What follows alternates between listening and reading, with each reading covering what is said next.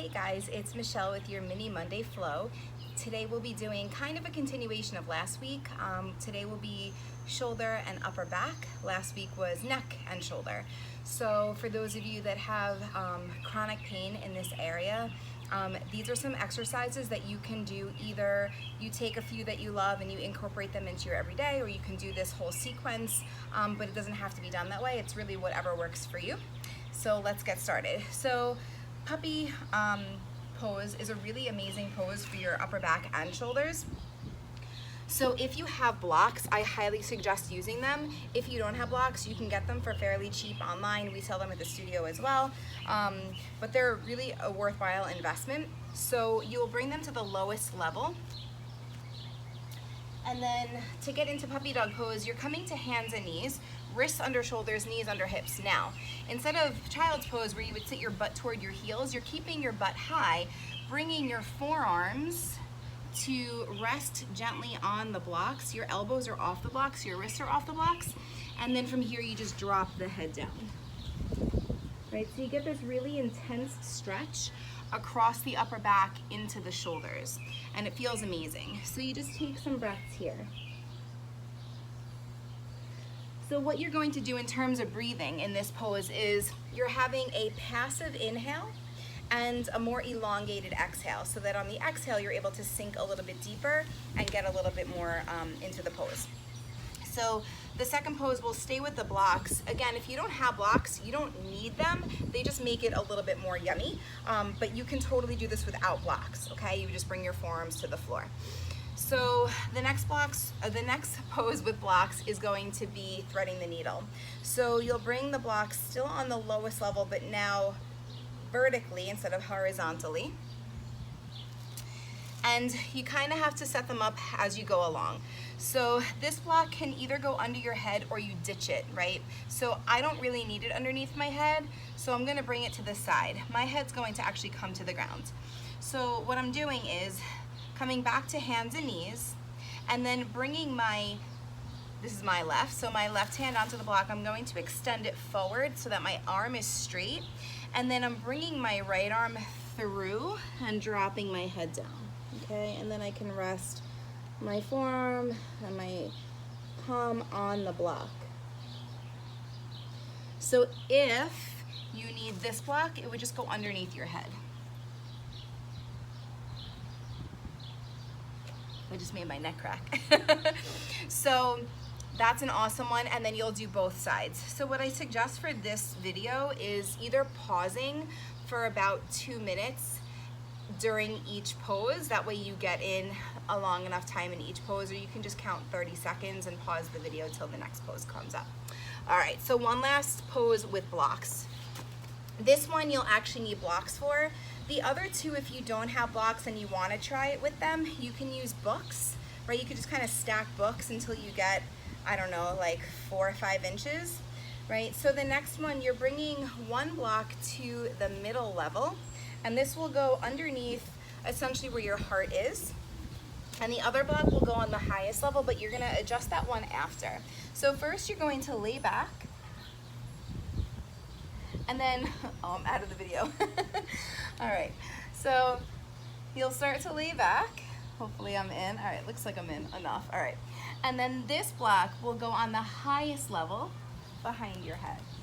This is like my all-time favorite pose.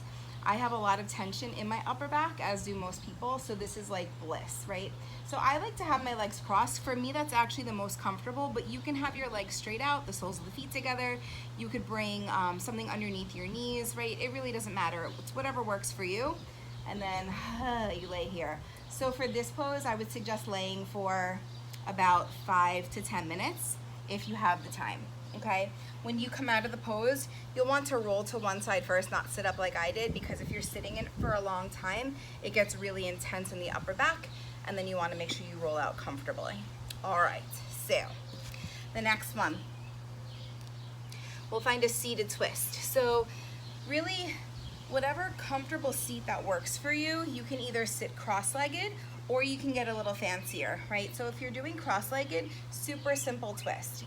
If you want to get a little fancier, you can extend one leg forward and cross your foot over your leg, and then you'll twist over your leg, okay? So make sure that when you come into these twists, no matter if you're here or here, you're sitting up really tall. You never want to twist into a condensed spine. So always making sure that you have length. The hand behind you becomes a kickstand, almost like a second spine, creating a lot of length for you. That way you can continue to deepen your twist. So what I love to do is I find my twist and then I take a big inhale. And as I exhale, maybe you twist a little bit deeper, right? And you can play with the breath like that. The inhale creates this lift and length, and the exhale might allow you to go deeper. So again, I would stay for about 30 seconds on either side, right? Make sure you do both sides.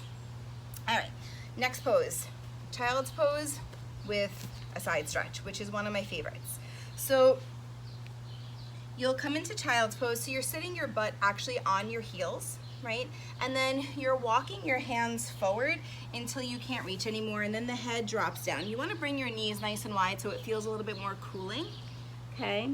You'll take a deep breath in the middle, and as you exhale, you'll walk your hands all the way over to the right, and you'll stay here. So again, I would stay about 30 seconds to a minute, and then you'll inhale through center and exhale over toward the left, right? And if the head doesn't reach the ground, you have a block, right? And you can use a block there. And you breathe again about another 30 seconds to a minute, and then when the timer's up, you come back through center.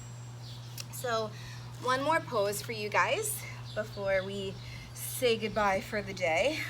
Eagle arms. So bringing the arms out to a T and then bringing your right arm under your left arm. Now, you don't have to wrap the hands. You can bring the backs of the hands together. You can even bring your hands to your shoulders if you're really tight, right? But if you can get here or here, stay here and then lift your elbows up.